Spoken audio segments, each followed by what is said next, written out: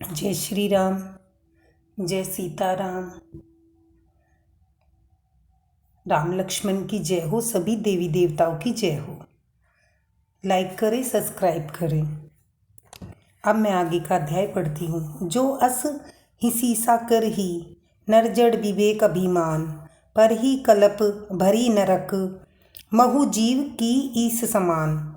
यदि मूर्ख मनुष्य ज्ञान के अभिमान से इस प्रकार होड़ करते हैं तो वे कल्प भर के लिए नरक में पड़ते हैं। भला कहीं जीव भी ईश्वर के समान सर्वथा स्वतंत्र हो सकता है?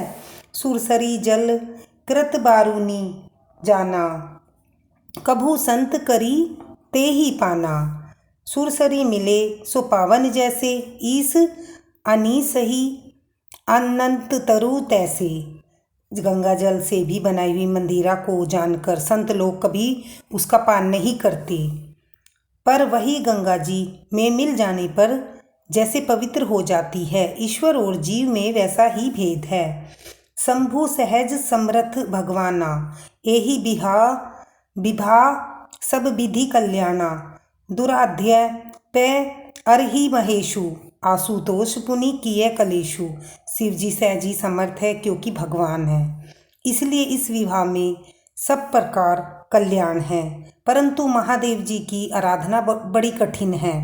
फिर भी कलेश तप करने से वे जल्द ही संतुष्ट हो जाते हैं। जो तपु करे कुमारी तुम्हारी, भाव मेटी सकही तिरुपुरारी। यद्यपि बर अनेक जग माही, एही कह शिव तजी दूसर नाही। यदि तुम्हारी कन्या तप करे,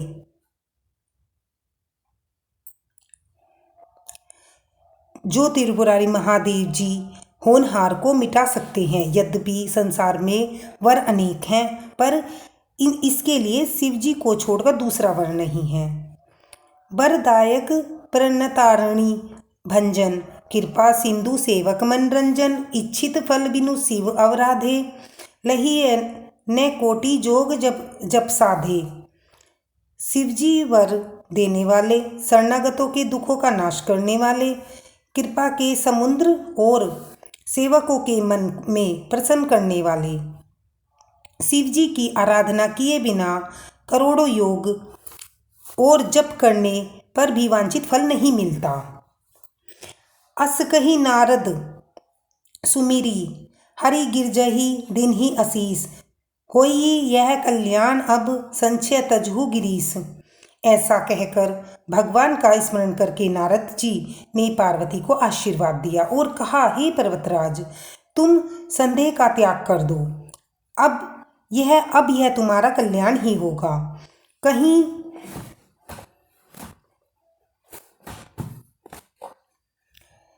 कहीं अब ब्रह्मा भवन मुनि ज्ञाऊं, आगिल चरित सुनु जस भऊ। पति ही एकांत पाई कह मैना, नाथ ने मैं समुझे मुनि बैना। जो कहकर नारद मुनि ब्रह्मलोक को चले गए। अब आगे जो चरित्र में हुआ उसे सुनो। पति को एकांत में पाकर मैना ने कहा, हे नाथ, मैंने मुनि के वचनों का अर्थ नहीं समझा। जऊ घरु बरु कुलु होई अनुपा, करी है विभाऊ सुता अनुरूपा। तै कन्या बरु रहु कुआरी, कंत उमामर प्राण प्यारी। जो हमारी कन्या के अनुकूल वर घर वर और कुल उत्तम हो तो विवाह कीजिए, नहीं लड़की चाहे कुआरी ही रहे। मैं अयोग्य वर के साथ उसका विवाह नहीं करना चाहती, क्योंकि हे स्वामी, पार्वती मुझको प्राणों के समान प्यारी है। जऊ न मिली बरु गिरी जाई जोगू, गिरी जड़ सहज कहीं सब लोगू। सोही बिचारी पति करेहु बिहाऊ, जेहि न बहोरी होई उर दाहू। यदि पार्वती के योग्य वर न मिला तो सब लोग कहेंगे कि पर्वत स्वभाव से ही जड़ और मूर्ख होते हैं। हे स्वामी, इस बात को विचार कर ही विवाह कीजिएगा, जिसमें फिर पीछे हृदय में संताप न हो। अस कही परी चरण धरी सीसा, बोले सहित स्नेह गिरीसा बरूपावक प्रगटे ससीमाही नारद बचनु अन्यथा नाही। इस प्रकार कहकर मैना पति के चरणों पर मस्तक रखकर गिर पड़ी। तब हिमवान ने प्रेम से कहा, हे चंद्रमा, मैं अग्नि प्रकट हो जाए, पर नारद जी के वचन कभी झूठे नहीं हो सकते। प्रिया सोचू परिहऊ सब सुमिरन श्री भगवान, पार बीती ही निर्महु जेहि सोही करी कल्याण। हे प्रिय, यह सब छोड़कर श्री भगवान का स्मरण करो, जिन्होंने पार्वती को रचा है वे ही कल्याण करेंगे। अब जऊ तुम ही सूता पर नेहू, तो अस जाही सिखाउनु देहू। करे सो तपु जेहि मिले ही महेशु, आन उपाय न मिठी कलेशु। यदि तुम्हें कन्या पर प्रेम है तो जाकर उसे यह शिक्षा दो कि ऐसा ताप करे जिससे शिव जी मिल जाए। दूसरे उपाय से यह कलेश नहीं मिटेगा।